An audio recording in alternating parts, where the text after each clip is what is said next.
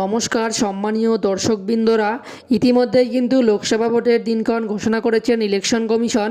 আগামী 19শে এপ্রিল থেকেই কিন্তু ভোট শুরু হতে চলেছে। তো এবার পশ্চিমবঙ্গে মোট 7 দফায় কিন্তু ভোট হবে। আর আজকের ভিডিওতে আপনাদেরকে বিস্তারিত তথ্য দেখিয়ে দেব পশ্চিমবঙ্গের 7 দফায় কবে কোন জায়গায় ভোট হবে, ডিটেলস দেখিয়ে দেবো আজকের ভিডিওতে। তাই ভিডিওটি শেষ পর্যন্ত অবশ্যই দেখবেন। আর যদি চ্যানেল নতুন হয়ে থাকেন, চ্যানেলটি সাবস্ক্রাইব করে পাশে থাকা বেল আইকনটি অল করে রাখবেন এই সমস্ত আপডেটগুলি সবার আগে পাওয়ার জন্য। তো চলুন বন্ধুরা, ভিডিও শুরু করা যাক।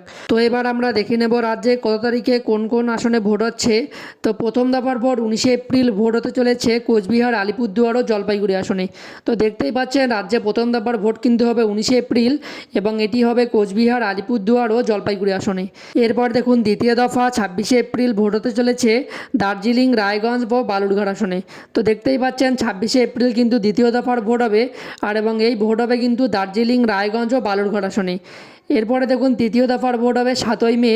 তো তৃতীয় দফার ভোট হতে চলেছে মালদা উত্তর, মালদা দক্ষিণ, মুর্শিদাবাদ এবং জঙ্গিপুর আসনে।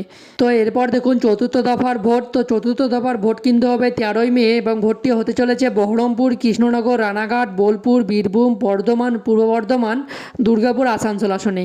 এরপর দেখুন পঞ্চম দফার ভোট। তো পঞ্চম দফার ভোটটি কিন্তু হবে 20 মে এবং ভোটটি হতে চলেছে শ্রীরামপুর, ব্যারাকপুর, হুগলি, বনগাঁ, হাওড়া, উলুবেড়িয়া এবং আরামবাগ আসনে। তো এরপর দেখুন ষষ্ঠ দফার ভোট। তো ষষ্ঠ দফার ভোটটি কিন্তু হবে 25শে মে এবং ভোটটি হতে চলেছে পুরুলিয়া, বাঁকুড়া, কাঁথি, তমলুক, ঘাটাল, ঝাড়গ্রাম, মেদিনীপুর, বিষ্ণুপুর আসনে।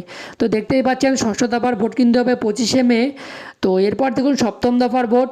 তো সপ্তম দফার ভোট কিন্তু হবে 1 জুন এবং ভোটটি হতে চলেছে উত্তর কলকাতা, দক্ষিণ কলকাতা, যাদবপুর, জয়নগর, বসিরহাট, বারাসাত, মথুরাপুর, ডায়মন্ড হারবার, দমদম আসনে। তো বন্ধুরা, ইতিমধ্যেই কিন্তু দেখে নিলেন কোন কোন আসনে কত তারিখে ভোট হচ্ছে পশ্চিমবঙ্গে। তো এবার কিন্তু পশ্চিমবঙ্গে মোট 7 দফায় ভোট হচ্ছে এবং এই ভোট গণনা কিন্তু হবে 4ই জুন।